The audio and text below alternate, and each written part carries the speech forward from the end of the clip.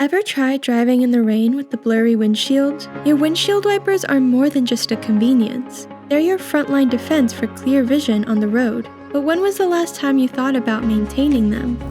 To keep your wipers in top condition, clean them regularly with a damp cloth.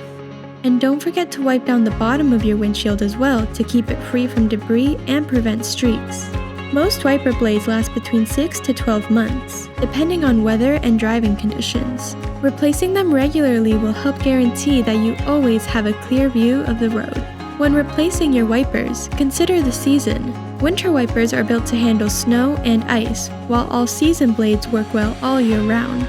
Changing your wiper blades is simple. Just lift the wiper arm, remove the old blade, and attach the new one. It's a quick task that can help ensure your safety on the road. Don't forget about your windshield wiper fluid. From all-season blends to bug removers, each one has its purpose. Keep it topped off to maintain clear visibility.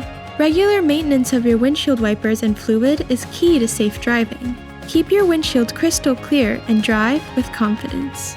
For more tips, visit your local AAA-owned car care center or AAA-approved auto repair facility today.